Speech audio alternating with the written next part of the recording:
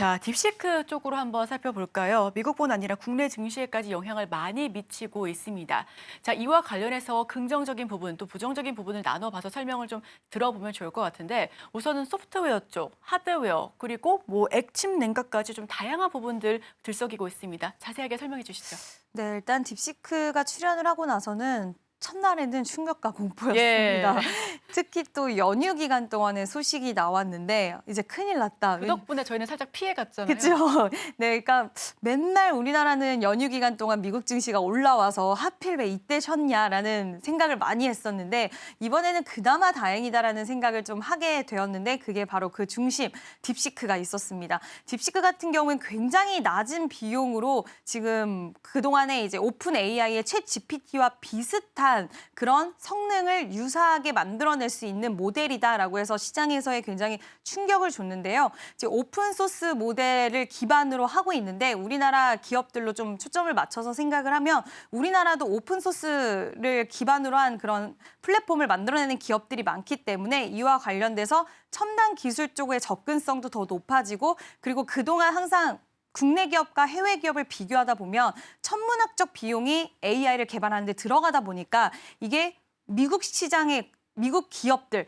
미국만 할 수 있다라는 그런 이미지가 굉장히 강했던 것 같아요. 근데 그거를 딥시크가 철저히 깨주는 그런 모습을 보여줬고 그렇기 때문에 우리나라에서든지 이런 AI 소프트웨어 기업들이 굉장히 시세가 강했던 거고 미국으로 좀 돌아와 보면 딥시크의 출연을 처음에 봤을 때는 그럼 우리 그동안 이렇게 큰 돈을 들여서 만들었던 AI 플랫폼에 대해서 굉장히 좀 허무할 수도 있는 거고 이렇게 돈을 조금만 들어도 이게 할 수 있는 거야 라고 처음에는 해석이 나왔지만 결과론적으로 시간이 지나가면서 딥시크와 오픈 AI의 챗 GPT를 비교해 보면 성능적인 측면에서 딥시크가 좀 안 좋다라는 평가가 시간이 지날수록 많이 나오고 있더라고요. 그리고 비용적인 부분들도 이게 분명히 중국의 스타일상 이게 어느 일부분만 얘기를 해서 비용을 획기적으로 줄였다고 이야기를 하는 거지 분명히 추가적으로 숨겨져 있는 비용이 상당히 많이 있을 수밖에 없다라는 부분과 지금 오픈 AI의 기술이나 이런 것들을 좀 훔쳐서 썼다라는 이야기까지 나오고 있는 상황입니다.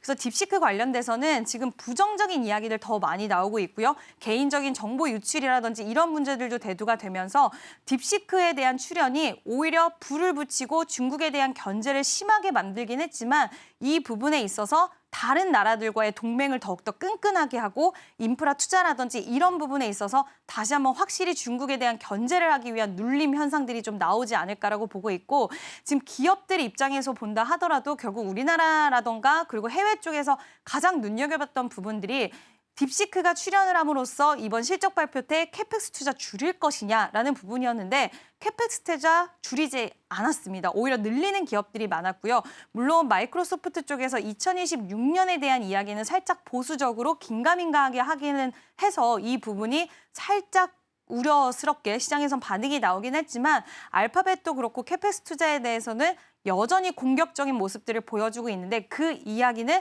결국에는 AI 시장에 대한 확장 움직임에 대해서 자신감이 있는 게 아닌가라고 생각이 들고요. 계속해서 이러한 움직임을 가다 보면은 결국에 시장은 AI를 통해서 비용을 저렴하게 해서 만드는 게 초점을 맞추는 것보다 더욱더 좋은 성능, 돈이 좀 들어가더라도 빅테크 기업들은 사실 돈이 많은 기업들이기 때문에 돈이 들어가더라도 완벽한 이런 기술력을 갖고 있는 그런 AI를 만들어내기 위해서 노력을 할 것이고 그렇게 되다 보면 고사양 GPU는 필요할 수밖에 없는 상황이다라는 이야기가 나오는 만큼 고사양 GPU를 만들어내는 엔비디아라는 기업 그리고 또 에이즈 반도체 시장도 더욱더 커지긴 할 것 같아요. 그래서 브로드컴이라든지 이런 기업들 보실 필요 있다라고 보고 있고요. 소프트웨어 쪽은 하드웨어 단의 비용을 뭐 줄인다고 했을 때 소프트웨어 쪽에 수혜가 예상이 된다는 이야기 나오고 있는데 소프트웨어 기업들 중에서는 우리가 작년에 엠러빈이라던가 팔란티어 올해도 좋은 모습 보이고 있는데 결국에 소프트웨어 단에서 그동안 돈을 벌고 있는 기업들이 많이 없었는데 이제는 돈을 벌고 있는 기업들, 특히 클라우드를 기반으로 한 이제 뭐 AI 플랫폼을 갖고 있는 그런 기업들은 계속해서 좀 관심 있게 보실 필요가 있지 않나라는 의견을 드리고 싶습니다. 네, 딥시크에 대한 이야기 계속해서 나오고 있습니다. 부정적인 이슈가 요새는 조금 더 짙어지는 가운데 다만 반사에게 수혜를 누릴 수 있는 부분도 역시 점쳐지고 있고요. 돈 많이 들여서 완벽한 시스템을 만들 가능성과 함께 소프트웨어 쪽은 돈을 많이 벌고 있는, 즉 뜬구름 잡는 게 아니고 이미 실적으로 증명하고 있는 부분들에 조금 더 초점이 맞춰질 것으로 보여집니다. 자, 샘 올트먼 오픈 AI CEO, 의료 AI 그리고 로봇에 대한 협력, 투자 의지를 밝혔는데요. 그럼 여기서 의료용 AI 그리고 로봇에 대한 확장세는 우리가 어떻게 봐야 될까요? 굉장히 긍정적으로 볼 수 있다라고 보고 있고요. 이번에 뭐 샘 올트만도 방한을 했는데 일본도 갔고 또 인도도 가고 정말 이런 공격적인 행보들이 딥시크에 대한 논란을 또 잠재워 주는 것 같습니다. 다른 나라들과의 긴밀한 협력을 하고 또 투자를 이끌어내면서 AI 시장에서 더욱더 똘똘 뭉친 부분들을 보여주고 있는데 어제 이제 시장에서 나왔던 이야기는 양자 쪽 이야기, 로봇 쪽 이야기, 의료용 GPT 이야기 나왔는데 결국에는 이제 샘 올트만도 그렇고 이제 앞으로 AI 시장이 데이터에 대한 분석을 의료 쪽 잘하는 쪽 회사와의 협력 그리고 뭐 과학 쪽과의 회사와의 협력 이런 식으로 가지 않을까라고 보고 있고요. 그 일환으로 좀 의료용 챗 GPT에 대해서 협력에 대해서 좀 열고 있다라는 이야기 나오는 만큼 로봇 사업을 예전에도 우리가 진행을 하려고 했지만 그때는 수익화에 좀 멀었다고 생각을 했는데 이제는 다시 시작할 시기가 됐다라는 만큼 그만큼 로봇 산업에 대한 발전 속도라던가 시장에서 로봇 산업에 대한 그런 니즈들 요구하는 부분들이 굉장히 커지고 있는 상황이기 때문에 저는 계속 좀 봐야 된다라고 생각을 하고 있고요. 트럼프 수혜로도 거론이 될 수 있는 만큼 이쪽 관련된 종목군과 섹터군들은 지속 관찰이 필요하다라고 생각을 합니다.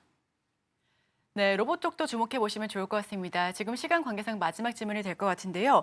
미국의 제조업 지수 우선은 50.9를 기록하면서 27개월 만에 경기 확대 국면에 접어들었습니다. 자, 그렇다면 이와 함께 증시 전망, 앞으로 글로벌 경제는 어떤 모습을 보여주게 될까요? 네, 미국은 사실 서비스업 중심의 나라인데 요즘에는 제조업에도 또 굉장히 네, 사활을 그러니까요. 걸고 있는 그런 모습입니다. 서비스업 잘 되고 있는데 우리가 제조까지 또 살려서 일자리도 만들고 경제적인 이익을 더욱더 부응을 하겠다라는 부분이 있고요.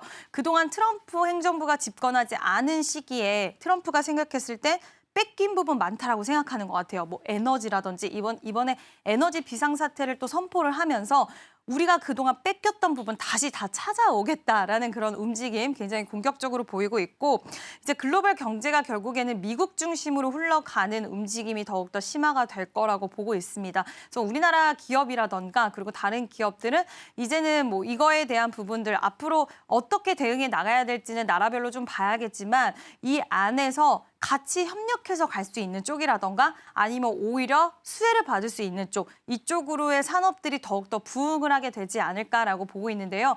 아직은 명확하게 이런 색깔들이 산업별 색깔들이 나오지 않았기 때문에 더 지켜는 봐야겠지만 미국이 강조하는 부분들 미국이 지금 생산시설이라던가 이런 부분들 다 미국 안에다 지으라고 하고 있잖아요. 그래서 이번에 캐나다와 멕시코에도 관세 이야기가 나온 것이었는데 이런 부분들을 좀 체크를 하셔서 미국 쪽의 생산 시점, 생산 시설을 만드는 그런 산업이 어디가 있을지 그리고 그와 관련된 기업들 이런 부분들을 좀 체크를 해봐야 되지 않을까라고 생각을 합니다.